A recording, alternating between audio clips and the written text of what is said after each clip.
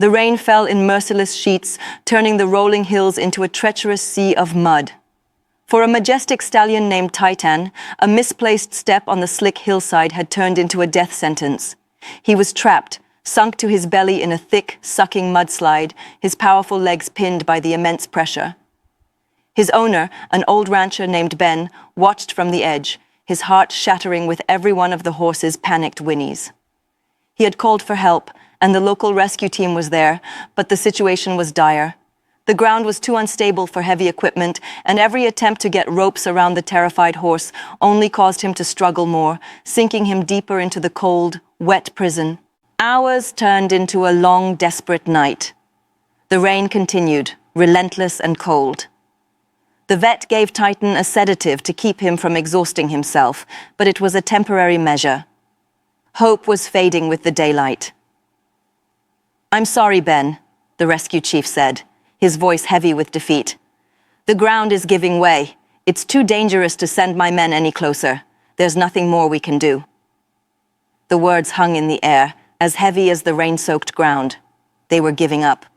Titan, exhausted and terrified, let out a low, mournful sound, as if he understood. The world was abandoning him to a slow, muddy grave. But then, something impossible happened. From the edge of the dark woods that bordered the ranch, a lone figure emerged. It was a wolf, not a coyote, but a large gray wolf, its eyes glowing yellow in the rescuers' floodlights. A collective gasp went through the small crowd. Wolves hadn't been seen in this valley for decades. It stood there, motionless, its gaze fixed on the trapped horse. It wasn't the predatory stare of a hunter, but something else, something intelligent. And then, it lifted its head to the stormy sky and let out a long, haunting howl. It wasn't a call to a pack, but a declaration.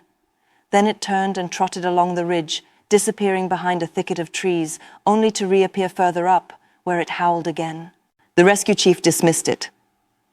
"Just an animal drawn by the commotion," he said, turning to pack up his gear. But Ben, a man who had spent his life reading the land and its creatures, watched the wolf with a flicker of an idea. "Wait," he said, his voice quiet but firm. "He's not being random. He's showing us something." The wolf was moving along a high, rocky spine that ran parallel to the mudslide, a part of the landscape they had all ignored as being too difficult to access. "He's showing us a path," Ben insisted, "a stable one." It was a crazy idea, a desperate long shot, but looking into the muddy pit at his dying friend, Ben knew it was the only shot they had left. Hesitantly, the rescue team followed Ben's lead. They made their way to the rocky ridge the wolf had highlighted. The ground was solid, a natural stone causeway hidden by the brush. From this new vantage point, they had a direct, stable angle to Titan. It was a path no one had thought to take, a path a wild animal had to show them. With renewed hope, they were able to secure the ropes, and using a winch anchored to the solid rock, they began the slow, arduous process of pulling the massive horse from the mud's grip.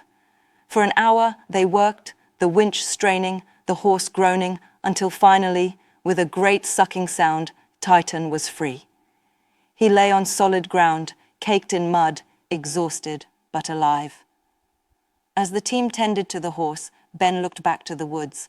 The wolf was there, a silent silhouette against the pre-dawn sky.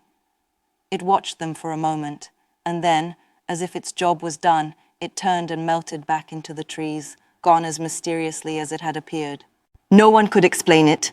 A wild predator, showing a group of humans how to save its natural prey. It was a miracle, a piece of ancient, wild magic played out on a rain-swept hillside. Titan made a full recovery, his life a testament to the night a wild heart showed more wisdom than any human mind. Sometimes, help comes from the most unexpected places, and the language of the wild speaks a truth that we have long forgotten.